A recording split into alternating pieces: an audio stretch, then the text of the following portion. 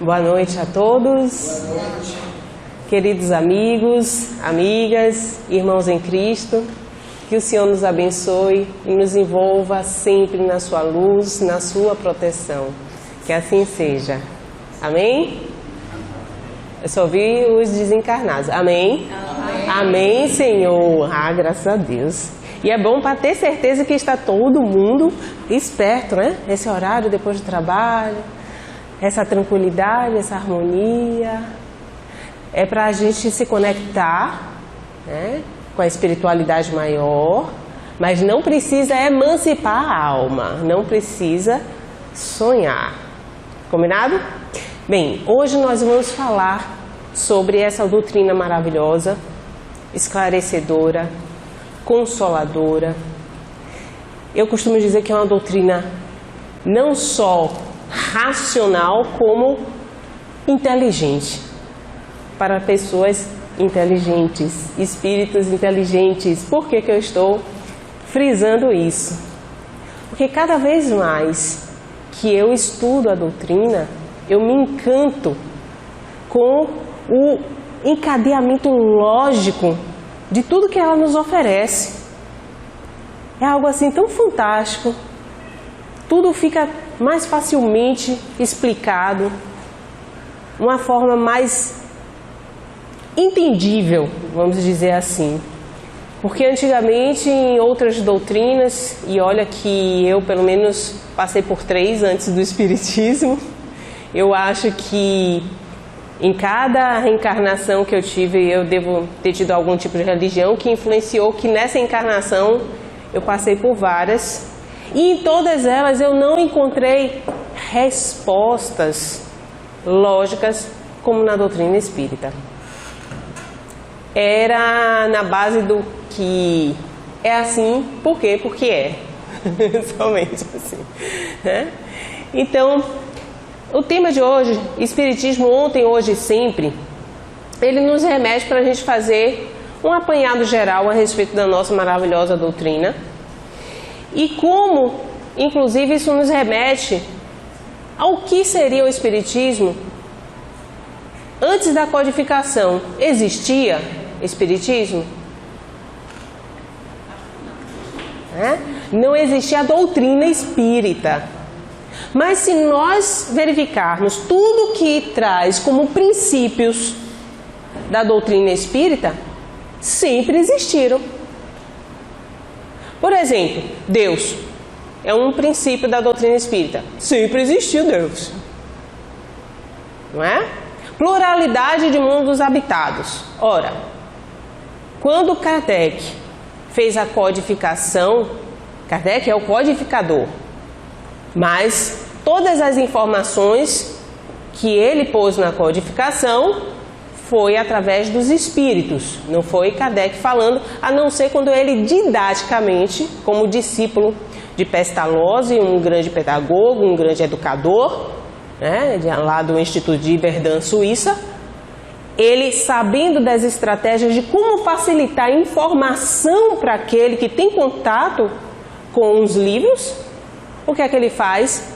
Por exemplo, no Evangelho segundo o Espiritismo, isso é muito claro.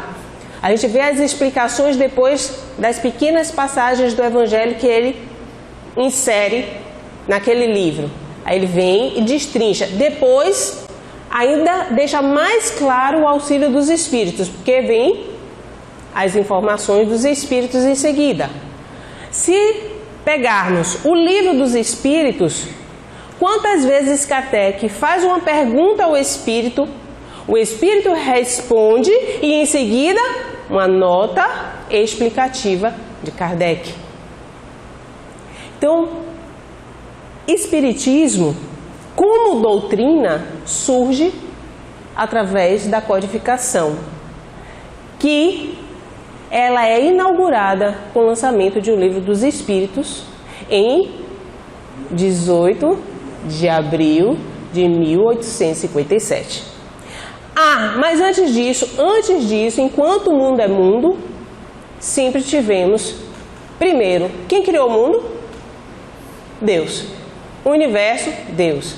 Os agora cientistas estão estudando a possibilidade de multiversos, Deus sempre vai nos remeter a uma força criadora maior do que a nossa limitada inteligência. Vamos aqui. Então, a ideia espírita sempre existiu. A ideia espírita sempre existiu. Embora Allan Kardec tenha criado os termos espiritismo e espírita para realmente remeter aos postulados da doutrina, então para ter um termo específico, né, como ele dizia, para novas descobertas precisamos de nomes específicos, né? No sentido de estabelecer uma terminologia própria, ele nada inventou. Kardec, ele, além de um grande pedagogo, cientista também. Quando a gente vai ver os livros que ele lançou antes do Espiritismo, porque Kardec, quando ele volta da Suíça para a França, chega na França, em Paris, ele começa a lançar seus próprios livros científicos, livros de matemática, planos pedagógicos, inclusive públicos até, como dando ideias para a França implementar um ensino público melhor. Então vamos ter várias publicações nesse sentido. E mais tarde é que, alguns anos depois, Kardec vão acontecer alguns fenômenos que vai despertar a curiosidade dele para que ele comece a elaborar a doutrina espírita. Então, desde que o homem veio à Terra, o seu relacionamento com os espíritos jamais cessou. O que é esse relacionamento com os espíritos? Essa interação, essa solidariedade que a gente tem. Aqui estamos vivendo todos nós em grupos, né? Não tem nenhum ermitão, não tem ninguém aqui sozinho. Não. Por quê? Precisamos evoluir, aprender. Evolução vem de aprendizado. E como que eu faço isso? Trocando informações. Como eu vou trocar informações? Só com o meio? Não. Eu troco informações com aquele com quem eu convivo. E aí vai gerando aprendizado mútuo. É um sistema solidário. Isso ocorre entre os encarnados. Só? Entre os encarnados e os desencarnados também. Quantas inspirações nós temos, insights, vindo nada, aquela ideia, às vezes você está com um problemão, não sabe o que fazer, daqui a pouco, meu Deus, eu posso fazer isso. Minha mãe costuma dizer que quando ela perde as coisas, os espíritos ajudam a encontrar. Porque ela fica tão assim, meu Deus, onde eu deixei isso, daqui a pouco... Não é que ela lembra, ela diz, porque ela pede as almas do vaqueiro, que ela é do interior, tem essas coisas, né? Mas minha mãe é espírita? Não, eu sou a única ainda espírita da família, por enquanto. Já começaram a fazer evangelho no lar. Então a coisa vai sendo assim homeopática, né? Até despertar uma informação que muitas vezes está armazenada em nós, só que a gente ainda não chegou no despertamento. Isso ocorreu comigo várias vezes. Para minha surpresa, mês passado, minha irmã, ela mora em Jacuípe, né? Na linha verde. Aí eu fui almoçar na casa dela, ela, olha, arrumando os livros aqui em casa, olha o que eu encontrei.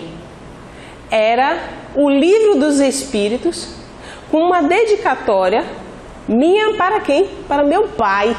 Imagina, para meu pai. Em 2002. Eu falei, vixe Maria, eu nem sabia o que era espiritismo em 2002. Como que eu dei esse livro para meu pai? Sabe? Eu fiquei assim. Aí eu recordei que por várias ocasiões eu me deparei com pessoas que tinham acesso à doutrina espírita, que frequentavam o centro ou que eram simpatizantes, que me emprestou um livro. E eu, nossa, quantas vezes eu fui convidada e não percebi os sinais. Por quê? Porque naquele momento eu não estava preparada. Seria talvez um despertamento superficial, de curiosidade, que é como muitas pessoas ainda veem a nossa doutrina, infelizmente. A pessoa vem no centro e acha que o Espírito vai se manifestar aqui na frente, né? Calma, não estou me manifestando, estou ensinando, tá? Mistificando aqui para vocês. Mas, diga se não é, quando descobre que nós somos espíritas, faz umas perguntas que você vira assim, nossa, isso não tem no Espiritismo, não. Por quê? Porque tem pensamentos equivocados a respeito da doutrina. Então, talvez eu, naquela época, fosse uma pessoa assim. Fosse muito mais atraída por fenômenos do que pelo conteúdo. E, graças a Deus, o meu contato na doutrina espírita foi através do conteúdo. Claro que eu, como muitos, cheguei no centro através do sofrimento. Através do sofrimento, com um grande acolhimento de uma instituição, fiz um tratamento espiritual que foi me incentivado ao estudo. Então, olha que interessante. Eu não fiz um tratamento espiritual e fui embora e nunca mais, tchau, espiritual. Não. Quando eu comecei a fazer o tratamento, já me aconselharam, olha, estude a respeito do Evangelho segundo o Espiritismo, que você vai adorar. É melhor do que você ficar só fazendo Evangelho no lar, porque no tratamento também estimulava que eu fizesse, implantasse o Evangelho no lar. Porque no estudo você vai ter uma variedade de opiniões, de discussões enriquecedoras, e isso vai te estimular. E foi realmente, meu primeiro estudo foi sobre o Evangelho segundo o Espiritismo, não foi nem sobre o Livro dos Espíritos. Depois isso me despertou uma curiosidade maior e eu já fui no Livro dos Espíritos. Aí me inscrevi num curso para o Livro dos Espíritos, depois me inscrevi num curso para estudar as obras de André Luiz, em outro de Joana de Ângeles. Bem, não foi terminando um que eu comecei outro. Para vocês terem ideia, uma época de minha vida, eu estava fazendo curso de domingo a sábado. Não é de sábado a domingo, não. De domingo a sábado. Eu tinha grupo de estudo todos os dias de um curso diferente. Sábado eu entrava no centro espírita, aliás, começava indo para a FEB. 8 horas da manhã eu estava na FEB, saía da FEB meio-dia, 2 horas eu estava no centro na Pituba, que eu começava os estudos e saía às 7. Era o meu sábado. Só tinha o final de semana, além do trabalho, só tinha o final de semana para poder fazer minhas coisas pessoais. Então, adeus shopping, adeus praia, né? Mudei até de cor, fiquei verde. Mas faz parte. Isso foi me preenchendo muito mais do que ir para um shopping, muito mais do que ir para um evento. Porque Jesus já nos alertava. Aquele que busca, encontra. Aquele que pede, recebe. E aquele que bate, a porta lhe é aberta. Então, cabe a nós buscarmos, pedirmos, bater. Senhor, Senhor, estou aqui. Fazer a nossa parte. Então, esse relacionamento com os espíritos é solidário, de encarnados para encarnados, desencarnados para encarnados e vice-versa, óbvio. E desencarnados com desencarnados. Hoje, com o avanço dos conhecimentos, das informações que vêm do mundo espiritual, sabemos o quanto que os relacionamentos vigoram no mundo espiritual. A gente pega uma coleção como A Vida no Mundo Espiritual de André Luiz e a gente vê quantos relacionamentos de espíritos mais elevados, superiores, já mais elevados moralmente, evoluídos, e também de espíritos inferiores. Bons relacionamentos e relacionamentos ruins. Ora, é diferente aqui na Terra? No mundo material? Temos companhias boas e companhias ruins. Com que companhias estamos andando? com aquelas que temos afinidade. Porque aquelas que a gente não tem afinidade, a gente não quer saber. A gente se afasta, dá um jeito, dá desculpa, às vezes até mente, né? Para não ficar perto. O mundo espiritual é a mesma coisa. Então, o que nos liga são as nossas afinidades. Na matéria ou sem o corpo material. Fatos espíritas sempre existiram. No começo da evolução dessas manifestações espirituais, davam-se pelo sono através dos sonhos. Quando o homem ainda era, vamos dizer assim, o homem tão primitivo, o homem das cavernas, ele já falava com seus antepassados através dos sonhos. Porque essa comunicação também é de forma inconsciente. Se formos analisar na Bíblia, vamos encontrar lá no livro Gênesis, que é o primeiro da Torá ou do Velho Testamento, a história de José do Egito. José ficou famoso por interpretar sonhos, porque ele já sabia que esses sonhos traziam informações que eram mediúnicas, que eram comunicações. E a gente vai encontrar em várias passagens do Velho Testamento isso. Mas como a gente tem mais contato, já somos famosos espíritas por terem mais contato com o Novo Testamento, que são os evangelhos, ou seja, é quando a gente começa a estudar as lições de Jesus, desde a vinda de Jesus, lembremos como foi que José de Maria de Nazaré, já não é mais José do Egito, ou seja, do Novo Testamento, o pai de Jesus, como foi que ele ficou sabendo que Maria iria dar à luz a Jesus? Que ela estava gerando o mestre? Através de sonho. Essa informação lhe veio através de sonhos. Então, os nossos antepassados já tinham essa comunicação através de sonhos. Herculano Pires, no livro O Espírito e o Tempo, fala-nos de horizontes. Horizontes no sentido que temos o horizonte tribal, essa comunicação mediúnica. Temos no horizonte agrícola, o animismo e cultos dos ancestrais. A gente vai ver mais à frente cada uma delas.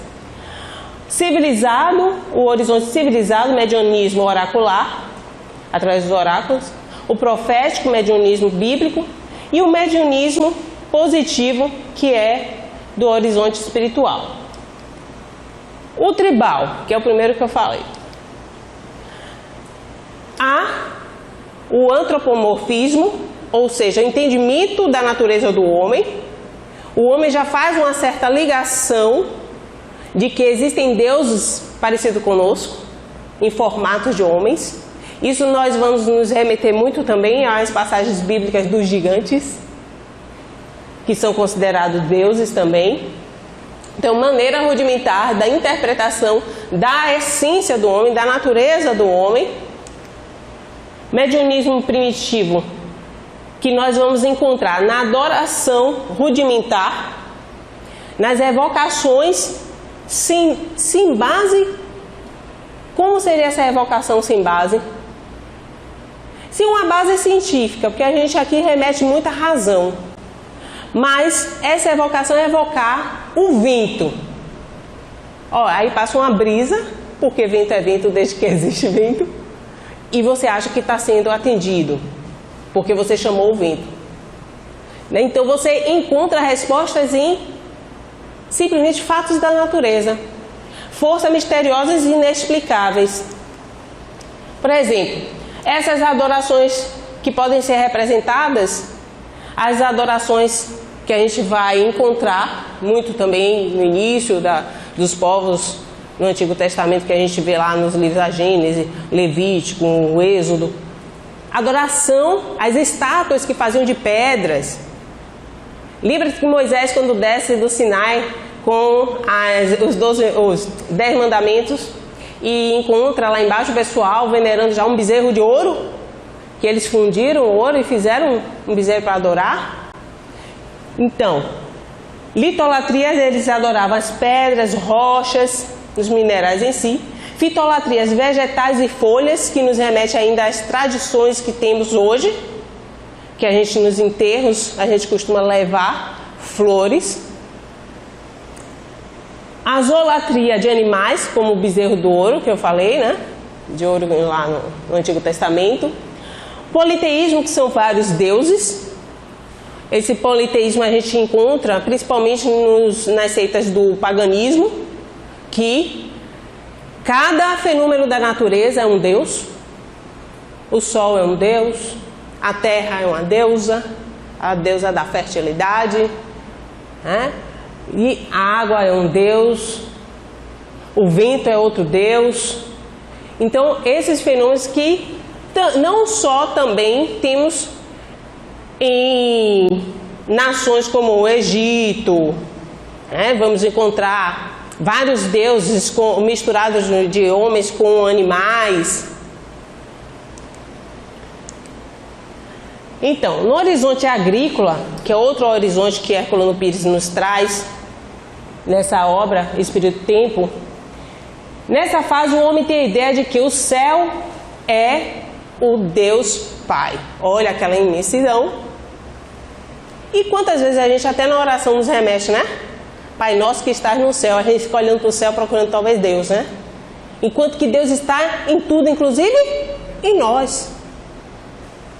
Então, e a terra é a deusa mãe. No paganismo a gente vai encontrar muito esse sistema de Deus, que é o céu, é o universal, e a mãe terra. Uma vez que, vindos de cima, o calor e a chuva, o primeiro que é o céu, fecundava a segunda que era a terra. E aí conseguia prover a todos a subsistência. Sendo esta, na posição de mãe, a terra, a geradora ou produtora de tudo. Essa crença, de certo modo, ainda existe em alguns lugares como China e Índia. E o que eu acho interessante é que tanto a China como a Índia são povos que vamos encontrar livros antigos, datados, inclusive com escrituras de 10 mil anos atrás. Os Vedas, que escreveram que nós temos acesso muitas vezes ao Bhagavad Gita, um livro sagrado, que relata o diálogo de Arjuna, não é isso? Então, hoje, isso. Por quê? Com raríssimas exceções, o homem ainda não despertou para o seu interior, mesmo em civilizações milenares. Então, povos espiritualizados, desenvolvidos espiritualmente para algumas coisas, mas não para tudo. Assim como nós temos também nações desenvolvidas culturalmente, mas quando você vai ver espiritualmente, não querem saber de religião, são ateus, são agnósticos, não querem se envolver com a espiritualidade. A gente vê isso inclusive em povos até bem mais cultos, alguns países europeus. Então, essas crenças, a gente já viu o horizonte agrícola e o horizonte civilizado, que é agora que eu já comecei a falar das civilizações. O mundo civilizado, que a gente fala, é um mundo que tem acesso a uma cultura, vamos dizer assim, o ocidente, né? Que nós vivemos. Aqui tem-se ainda o conceito de civilização pelo poderio dos impérios, que aí remete ao Oriente, na verdade. Egito, Assíria, Babilônia, China, Pérsia e os reinos de Israel e da Índia. Quando fala desse horizonte civilizado, essas grandes civilizações que a gente vai estudar na história, né? Quando a gente vai estudar a história mesmo no colégio, a gente se remete àquela história antiga, até chegar à história moderna, contemporânea. A gente encontra essas civilizações e vê, poxa, eu fiz parte disso no passado. A gente não se dá conta, mas qual é a encarnação?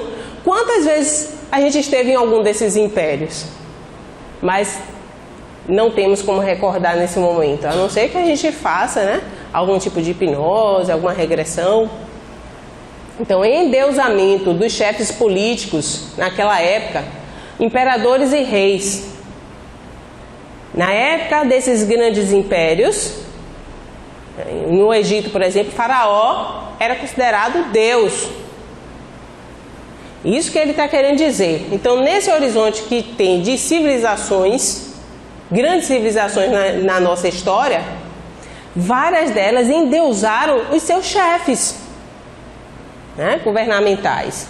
Ainda bem que não é hoje, né? É o culto e a crença do indivíduo que encara o poder. Fase ainda muito materializada, de muito atraso, mas de pompas. O horizonte profético. Profético já nos remete a profecias. Fase dos profetas ou do mediunismo bíblico. A gente vai encontrar os vários profetas, inclusive, que nós temos na Bíblia. Temos lá Jeremias, Isaías, Ezequiel, Daniel, na qual os homens descobrem o seu poder e se individualizam. Esse mediunismo bíblico, nós vamos ter relatos realmente dessa comunicação de espíritos que são muitas vezes chamados na Bíblia de anjos, os anjos do Senhor, o anjo fulano de tal, e apareceu-lhe um anjo, é um espírito. Aprendem nesse momento a pensar, libertando-se dos instintos e passando a formular juízos éticos, jurídicos e religiosos. O grande exemplo é Moisés. Quantas vezes Moisés criou mandamentos? Não foram só aqueles 10. Quando a gente vai estudar os livros da Torá, a gente conta 613 mandamentos. Cada um desses mandamentos, Moisés diz que foi inspiração divina, que não foi criado por ele. Deus mandou dizer isso, pois um anjo do Senhor me falou aquilo. E aí o que é que acontecia? Esse cunho mediúnico servia para orientar com as relações, a sociedade daquela época, daqueles povos. Aquelas comunidades. Então eles seguiam, por quê? Porque Deus que falou isso, não foi Moisés. Moisés foi um intermediário, foi um médium. Então brilha a filosofia grega. A gente já está se aproximando aí da chegada de Jesus. Porque essa filosofia grega, lembremos, quando a gente estuda lá na introdução do Evangelho segundo o Espiritismo, tem uma parte dedicada ao estudo da doutrina de Sócrates e Platão. E vamos ver que esses filósofos gregos já traziam informações sobre a imortalidade da alma, não é? Sobre, inclusive, reencarnação. Então, brilha a filosofia grega, vem o misticismo hindu e o moralismo chinês, que fazem parte dessas civilizações. Nasce o conceito de um ser supremo, o Deus único. Esse conceito, na verdade, ele se firma agora no momento de civilização. Porque o Deus único, quando a gente vai estudar, muitas pessoas dizem, Moisés que traz esse conceito de Deus único. Não, é muito antes de Moisés. Desde Abraão. Abraão, que é um grande patriarca, né, dos hebreus, Abraão já acreditava no Deus único. Depois passou isso de geração para geração, Isaac, Jacó e tudo, até chegar à libertação, né, dos hebreus lá do Egito, através de Moisés, que manteve essa linha de Deus único. O horizonte espiritual, pondo por terra ideias errôneas, o indivíduo descobre que Deus e o homem se assemelham. Temos características semelhantes. Por quê? Por quê, gente? Porque somos criados por Deus. Somos obras divinas. Então, temos Deus dentro de nós, como eu falei no início. Essa semelhança é como se houvesse um DNA divino em cada um de nós. Os Espíritos chamam de centelha divina na nossa essência. Então, Deus e o homem se assemelham, pois a caminhada evolutiva do ser humano vai até a divindade. Olha que maravilha. Quando a gente vai entender, Kardec pergunta aos espíritos, Deus cria os espíritos, né? Olha, Deus cria assim, e os espíritos são criados simples e ignorantes, mas não diz como é que Deus nos cria. Só sabe que nós somos criados simples e ignorantes. Aí quando a gente vai estudar tudo que tem no livro dos Espíritos, a gente entende que nós somos a evolução de um princípio inteligente. Tanto que em um momento somos chamados de espírito com pequenininho. Lá na questão 26 do livro dos Espíritos. Mais à frente, a gente se torna um espírito com E maiúsculo, ou seja, um ser espiritual. Saímos de um princípio inteligente que está em tudo que Deus cria, para nos tornarmos agora seres inteligentes. Seres que, pelas informações dos espíritos, ainda nós somos a espécie que Deus escolheu para evolução, ao ponto de estarmos interagindo com Ele mais tarde. Então, atingiu o que nós chamamos de fase hominal, o espírito, ele começa a reencarnar. Por que começa a reencarnar? Porque quando nós atingimos a fase hominal, nós estamos cheios de imperfeições. Passamos pelos reinos animal, vegetal, cada um deles tivemos uma bagagem. Então, como o último reino é o animal, ainda preservamos o quê? Instintos. Ainda, como diz outro dia, um juiz até falou, não vou repetir quem é, mas falou que o homem se assemelha ao macaco no instinto até de matar, homicida. E aí você para pensar, realmente, em todas as espécies, no caso dos mamíferos, o homem ainda é aquele que mata sem razão. Porque você não vai dizer que justifica uma pessoa matar por causa de um celular. As outras espécies matam por sobrevivência, matam por medo, matam por fome, mas não matam por futilidades, né? Por propriedade. O homem como espírito pode chegar à condição de anjo pelo seu esforço no bem. Então nós temos inclusive até no livro dos Espíritos lá dizendo que desde o átomo, que é um princípio inteligente mais rudimentar que nós podemos ter acesso hoje no mundo material, né? Não estou dizendo... Existem partículas menores do que o átomo, porque até uns anos atrás, umas décadas atrás, a gente dizia que o átomo é a partícula menor, né, visível ao homem. Mas não, a gente já sabe que quanticamente a gente tem os quarks, né, e aí tem até a partícula de Higgs.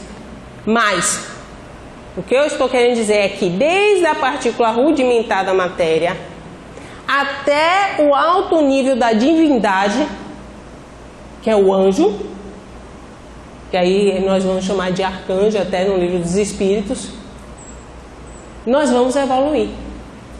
É esse o nosso percurso. O que é que os anjos fazem? Interagem com Deus. São os Cristos. Então, por isso que quando o nosso planeta estava sendo formado, há mais de 4 bilhões de anos atrás, eu sei que a gente não vai lembrar disso, mas quando estava sendo formado, Jesus veio administrar a vida aqui na Terra. Ele já era o Espírito Crístico. Ele já era Jesus. Depois de 4 bilhões de anos, ele veio habitar entre nós. Por isso que o Verbo se fez carne.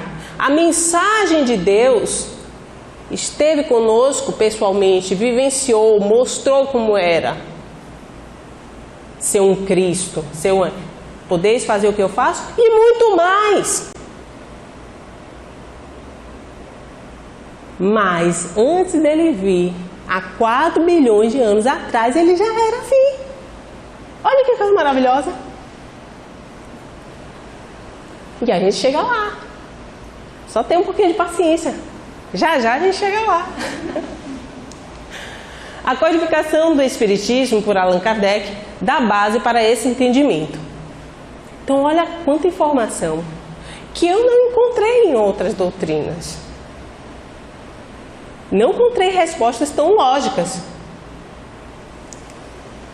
Os 2 grandes marcos, então, do Espiritismo, que a gente pode identificar, o fenômeno de Hydesville, a cidade nos Estados Unidos, em que 2 garotinhas, as irmãs Fox, inclusive de uma família protestante, para não dizer que a gente está botando já alguns espiritualistas encaminhados a isso. Não, é uma família protestante, metodista, né? Composta de pai, mãe e 2 filhas, Kate, de 11 anos, a menorzinha, Margaret, de 14 anos, que por uma brincadeira de bater na parede, elas ouviam essas batidas e começaram a fazer perguntas e associaram as batidas que elas faziam a letras, para que também as batidas que fossem respostas fossem associadas a letras também. Então faziam perguntas, batiam para que ele respondesse, aí ele via que estava na hora de responder e respondia de acordo com as batidas que elas tinham elaborado. Então, por uma brincadeira de bater na parede, a filha menor comunicou-se com o espírito de um mascate, o Charles Osna, fato comprovado por mais de 200 pessoas. Então, elas ouviam esse barulho. Não, vamos fazer algumas perguntas. Olha, se for a resposta sim, você vai bater 2 vezes. Se for a resposta não, você vai bater 3. Você já habitou aqui nessa casa? Aí, tuk-tuk. 2 assim. Você morreu há 3 anos? Tuk-tuk-tuk. Não. Então, nessa comunicação, chegaram à conclusão que foi um mascate que tinha sido enterrado, inclusive, nessa propriedade. E essas pessoas todas, né, da vizinhança, elas foram testemunhas do fenômeno. Isso foi em 31 de março de 1848. Quando chega, praticamente 10 anos depois, nós vamos ter o lançamento de O Livro dos Espíritos. O que ocorreu então desde os fenômenos ocorridos lá em Hydesville, em Nova York, com essas meninas, com essa família Fox, até que fosse lançado O Livro dos Espíritos? Vamos ver? O que nós chamamos de invasão organizada dos espíritos. Arthur Conan Doyle, quem é Arthur Conan Doyle? Quando estava encarnado, o criador das histórias do nosso querido Sherlock Holmes. Ele escreveu a história do Espiritismo, dizendo que os espíritas tomaram oficialmente a data de 31 de março de 1848 como o começo das coisas psíquicas. Então, essas manifestações. E realmente, quando a gente vai fazer o estudo, sistematizado da doutrina espírita, a gente se depara com essas informações, desde Hydesville até o lançamento da codificação. Mas Arthur Conan Doyle, ele prefere começar a invasão organizada, dizer que os espíritos começaram a se manifestar, nos chamando a atenção para o mundo espiritual, para as informações, com a história do grande vidente sueco Emanuel Swedenborg, a partir de 1744. Então, desde essa época, ou seja, desde 1744, aliás, muito antes, eu já falei até do Antigo Testamento, a gente sempre teve manifestações. Emanuel Swedenborg, ele chamou a atenção porque ele era um cientista. Ele era um cientista sueco, famoso, e ele começou, psicanalista também, psiquiatra, começou a relatar essas experiências de contato com o mundo extrafísico. E Arthur Conan Doyle, ele tem que essas manifestações, então, lhes destacam, né, chamam a atenção desde 1744. Depois nós tivemos experiências de Edward Irving, de 1830 a 1833, Andrew Jackson Davis, a partir de 1844, depois as irmãs Fox, em 1848. Finalmente, o fenômeno das mesas girantes, em 1855. Começou a fomentar a brincadeira das mesas girantes. Lá na França, as comunidades, né, as pessoas, as famílias se reuniam, né, tinham aqueles encontros sociais em suas casas. E isso era praticamente uma brincadeira, porque as mesas, elas trepidavam, levantavam, elas mudavam de lugar, giravam. E essa época havia muito o estudo do magnetismo. Inclusive, nós vamos encontrar as ondas eletromagnéticas, os físicos já começando a estudar toda essa parte de eletromagnetismo. Kardec, ele também era adepto do magnetismo, né? Desde Antoine Mesmer, as pesquisas de Mesmer. Então ele vira assim, claro, um corpo atrai o outro, né? Através do magnetismo daquelas pessoas que estão ali, é claro que a mesa pode se mexer.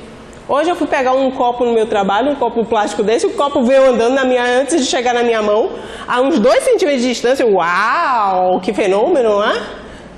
Mas por quê? Magnetismo, eletricidade que nós emitimos. Aí então, o senhor Fortier, um amigo dele, falou, olha, a gente se encontra lá na casa de fulano e as mesas tremem, as mesas voam, as mesas giram. Aí, cara, mas isso é explicado pelo magnetismo. Passa-se um ano, 1856, ele encontra com um outro amigo, o senhor Carlotti. Aí o senhor Carlotti vira para ele, você não sabe de nada, a gente faz os encontros, mas isso é explicável através do magnetismo. Não, mas a gente pergunta as coisas e às vezes responde, peraí, agora ficou interessante. Porque para responder, precisa de um encadeamento lógico, raciocínio lógico para fazer uma resposta. Então não é a mesa, tem alguma coisa por aí. E essa curiosidade levou a Kardec a começar desses encontros. Teve contato com alguns médiuns, né? Inclusive adolescentes na época que praticavam esses encontros, e começa a sua pesquisa. Então, o Espiritismo é uma doutrina fundada sobre a crença de existência de espíritos e nas suas manifestações. Por quê? Essa doutrina, quando a gente coloca um codificador com um perfil de Kardec, um homem racional, um homem que não se deixou levar pela curiosidade apenas como uma brincadeira, mas sim porque existia um fenômeno, um efeito. E se existe efeito, existe causa. Que causa é essa? E ele foi atrás de uma explicação. Para isso, utilizou-se de vários métodos, inclusive que nessa época já era muito divulgado, até herdado desde os filósofos da antiguidade, né? Os métodos de hipótese, síntese. Então, a doutrina pressupõe o conjunto de princípios. Os princípios são as molas propulsoras de qualquer filosofia, ciência ou religião. Lembrando que nosso espiritismo, a doutrina, está alicerçada nesses 3 pilares: filosofia, ciência e religião. Então, um dos princípios, Deus, inteligência suprema, causa primária de todas as coisas. A pergunta número 1 de um livro dos Espíritos: que é Deus? Deus é eterno, imutável, imaterial, único, onipotente, soberanamente justo e bom. O universo é criação de Deus. A gente pode entender o Big Bang. Sim, e o que veio antes dessa explosão? De onde alguma coisa explode? Porque existe algo. E esse algo, quem criou? Então, tem um cientista que eu gosto muito, que é até brasileiro, um carioca, Marcelo Gleiser, que presta serviço à NASA, dá aula em Harvard, e ele fala isso. vamos sempre buscar explicações na ciência, mas ao nos depararmos num limite, a gente vai dizer, ainda é Deus. Então ele fala, o que nós, na verdade, cientistas, estamos fazendo é explicando a criação de Deus. Eu acho isso fantástico. Então abrange todos os seres racionais e irracionais, animados e inanimados, materiais e imateriais. Então, Deus, quando a gente fala da criação divina, não é só da criação material. Assim como nós temos aí todo o universo, o multiverso, seja lá o que for, que a gente está buscando explorar, entender e saber até onde vai, e parece que a gente não vai chegar ainda tão cedo em uma resposta. Tem também as outras dimensões. Quem criou? Deus. Se o Espírito está se comunicando comigo, ele não está na dimensão material, Deus criou a dimensão imaterial. Então, é muito maior que a nossa filosofia pode abarcar. No universo há outros mundos habitados, com seres de diferentes graus de evolução, iguais, mais evoluídos e menos evoluídos que os homens. Faz parte, né? Pluralidade de mundos habitados. Todas as leis da natureza são leis divinas, criadas por quem? Por Deus. Leis essas que podem ser físicas como podem ser morais. As físicas regem a matéria. Eu estou aqui falando para vocês, eu não estou levitando porque a lei da gravidade me puxa para o chão, senão vocês iam achar que eu estou num fenômeno mediúnico, né? A levitação aqui. Ou também temos contato com a lei moral. Essa vai reger o quê? A alma, o espírito. O homem é um espírito encarnado em um corpo material. O perispírito é o corpo semimaterial que une o espírito ao corpo material. Os espíritos são os seres inteligentes da criação, saindo do princípio inteligente para o ser inteligente. Constitui o mundo dos espíritos que preexiste e sobrevive a tudo. Antes de existir o mundo material, já existe o mundo imaterial. Nós somos, inclusive, aqui na Terra, uma cópia imperfeita do mundo material e imaterial. A mediunidade é uma faculdade que muitas pessoas trazem consigo ao nascer, independentemente da religião ou da diretriz doutrinária de vida que adotem. Então nós vamos ter médiuns em todas as religiões, não é só na doutrina espírita. Isso é inerente do ser humano. A prática mediúnica espírita só é aquela que é exercida com base nos princípios da doutrina espírita e dentro da moral cristã. Se não for através dos princípios da doutrina e nem dentro da moral cristã, não é uma prática espírita, é prática de outra coisa. Os espíritos são criados, então, simples e ignorantes. Em suas múltiplas existências corpóreas, podem estacionar, mas nunca regridem. Isso é novidade? Não, né? Eu vou acelerar para a gente não passar muito tempo. Os espíritos preservam a sua individualidade antes, durante e depois de cada encarnação. É o que nós chamamos de DNA espiritual. Cada um de nós somos únicos. Eu costumo dizer que o espírito é que nem aquele ditado. A gente nunca passa pelo rio da mesma forma. Porque já não é mais a mesma água que está ali na correnteza que você está atravessando, já é uma água renovada. E você também já não é mais o mesmo, porque você já passou pela experiência de atravessar o rio uma vez. Os espíritos pertencem a diferentes ordens e nós vamos evoluindo cada vez mais para atingir a pureza. A gente fala muitas vezes a perfeição, mas perfeito só Deus. Mas essa perfeição que nós buscamos, nós já atingimos através da pureza. Nós, até lá, vamos percorrer de espíritos imperfeitos nos tornarmos bons espíritos, até chegarmos a essa pureza que nós almejamos. Já estou terminando, viu? Jesus é o guia e modelo para toda a humanidade. E a doutrina que ensinou e exemplificou é a expressão mais pura da lei de Deus. Ele é o nosso guia e modelo. O guia é aquele que nós devemos seguir, o modelo, aquele que devemos copiar. A moral do Cristo contida no Evangelho é o roteiro para a evolução segura de todos os homens, e a sua prática é a solução para todos os problemas humanos e o objetivo a ser atingido pela humanidade. Então, basta que nós coloquemos em prática o que Jesus nos ensinou e o que ele reforçou, que é o principal, que são os mandamentos divinos. Qual o maior deles? Amar a Deus acima de todas as coisas. E eis o segundo, que é semelhante a esse: amar o próximo como a ti mesmo. Se você ama o próximo, você ama a Deus. Então, no Espiritismo nós praticamos gratuitamente, é uma prática, com simplicidade, sem nenhum culto exterior. A gente não tem sacerdote, a gente não tem dogmas, a gente não tem imagens, não tem nada disso.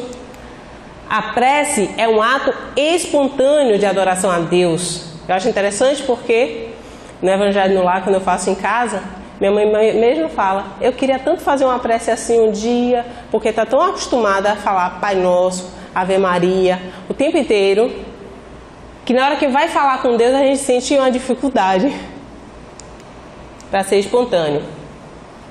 Então, finalizando, trazendo conceitos novos sobre o homem e tudo o que o cerca, o Espiritismo toca em todas as áreas do conhecimento, das atividades e do comportamento humanos, abrindo uma nova era para a regeneração da humanidade.